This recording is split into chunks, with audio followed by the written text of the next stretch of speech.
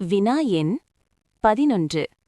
ஆளுமை என்பது id, ego மற்றும் சூப்பர் ஈகோ மனம் ஆகியவற்றின் தொகுப்பாகும் என கூறியவர் யார்? A. Eysenck, B. Adler, C. Murray, D. Freud. இதற்கான சரியான விடை D. Freud. Explanation. Sigmund Freud தனது உளப்பகுப்பாய்வு கோட்பாட்டில் சைக்கோ அனாலிட்டிக் தியரியில் மனித மனதை 3 முக்கிய பகுதிகளாக பிரித்து கூறினார். ஆளுமை என்பது இந்த மூன்றிற்கும் இடையே நடைபெறும் தொடர்ச்சியான போராட்டங்கள் மற்றும் சமநிலையின் விளைவு என்று அவர் விளக்குகிறார். 1. இட், இதம். இது மனிதனின் பிறப்புறுப்பு உணர்ச்சிகள் மற்றும் அடிப்படை தேவைகளை அடிப்படையாகக் கொண்டது. இது இன்பம் தேடும் கொள்கை பிளஷர் பிரின்சிபிள் படி செயல்படுகிறது. 2. ஈகோ, அகங்காரம். இது யாதார்த்தத்தை உணர்ந்து செயல்படும் பகுதி ரியாலிட்டி பிரின்சிபிள். இட்டின் தேவைகளையும் நிஜ உலகத்தின் கட்டுப்பாடுகளையும் ஒருங்கிணைத்து ஒரு சமநிலையான முடிவை எடுக்கும் பணியை செய்கிறது. இது மனதின் தர்க்க ரீதியான பகுதி. 3. சூப்பர் ஈகோ, உயர்நிலை அகங்காரம். இது மனசாட்சி, கான்ஷியன்ஸ் மற்றும் ஒழுக்க விழுமியங்களின் தொகுப்பாகும். சமூகம் நமக்கு கற்றுக் கொடுத்த கலாச்சாரம், அறநெறிகள் மற்றும் இலட்சியங்களை இது பிரதிபலிக்கிறது. ஃப்ராய்டின் கூற்றுப்படி இந்த இட், ஈகோ மற்றும் சூப்பர் ஈகோ ஆகிய மூன்றின் ஒருங்கிணைந்த செயல்பாடே ஒரு தனிமனிதனின் ஆளுமையை தீர்மானிக்கிறது. வினா எண் 12. நாட்ட சோதனை கீழ்க்கண்ட எதை சோதனையிட உதவும்? ஏ.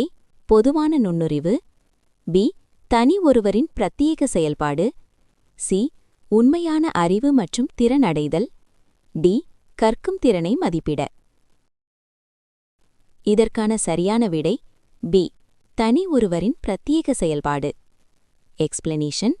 நாட்ட சோதனை ஆப்டிடியூட் டெஸ்ட் என்பது ஒரு நபர் எதிர்காலத்தில் ஒரு குறிப்பிட்ட துறையில், எடுத்துக்காட்டாக இசை, கணிதம், தொழில்நுட்பம் அல்லது நிர்வாகம், எவ்வளவு சிறப்பாக செயல்பட முடியும் என்பதற்கான வருங்கால வாய்ப்பை பொட்டென்ஷியலை அளவிடும் ஒரு கருவியாகும். வினா எண் 13. உலக அளவில் இளம் குற்றவாளிகளின் வயது வரம்பு டேஷ் ஆகும். இதற்கான சரியான விடை ஏ. 10 முதல் 13 மற்றும் 14 முதல் 19. இளம் குற்றவாளிகள் ஒரு நாட்டின் சட்டப்படி நிர்ணயிக்கப்பட்ட வயது வரம்பிற்குட்பட்ட சிறுவர்கள் அல்லது இளைஞர்கள் சட்டத்திற்கு புறம்பான செயல்களில் ஈடுபடும்போது அவர்கள் இளம் குற்றவாளிகள் என்று அழைக்கப்படுகிறார்கள். வினா எண் 14. கற்றலில் தூண்டல் துலங்கல் பிணைப்பு கோட்பாடு யாரால் முன்மொழியப்பட்டது? A. Pavlov, B. Thorndike, C. Hull's, D. Skinner. இதற்கான சரியான விடை பி. தார்ண்டைக். எக்ஸ்பிளனேஷன். கற்றலில் தூண்டல் துலங்கல் பிணைப்பு கோட்பாடு அல்லது சுருக்கமாக எஸ்ஆர் தியரி என்றழைக்கப்படும் இந்த முறையை முன்மொழிந்தவர் எட்வர்ட் எல். தார்ண்டைக் ஆவார். கோட்பாட்டின் அடிப்படை: ஒரு குறிப்பிட்ட தூண்டுதலுக்கு ஒரு குறிப்பிட்ட துலங்கல் ஏற்படும்போது அவற்றுக்கிடையே ஒரு பிணைப்பு பாண்ட் அல்லது கனெக்ஷன் உருவாகிறது. இந்த பிணைப்பு வலுவடையும் போது கற்றல் நிகழ்கிறது. முயன்ற தவறி கற்றல். தார்ண்டைக் தனது புகழ்பெற்ற பூனை மற்றும் புதிர்பெட்டி சோதனையின் மூலம் மீண்டும் மீண்டும் முயற்சி செய்வதன் மூலம் பிழைகளை குறைத்து சரியான துலங்களை தேர்வெடுக்க முடியும் என்று நிரூபித்தார்.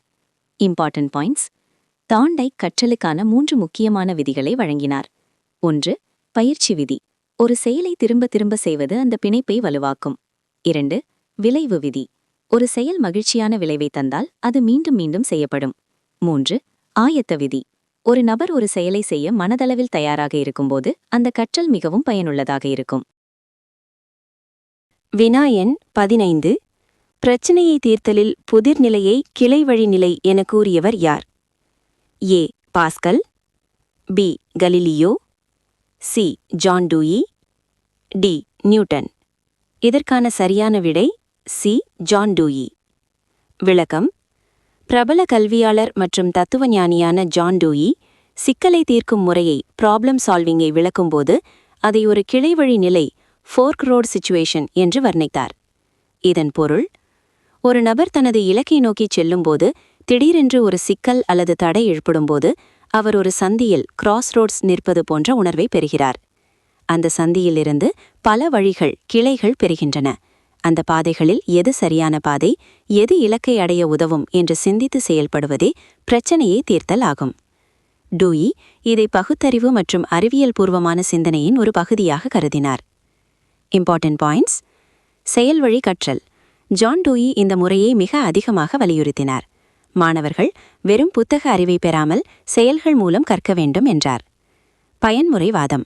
இவர் பயன்முறைவாத கொள்கையின் தந்தை என அழைக்கப்படுகிறார்.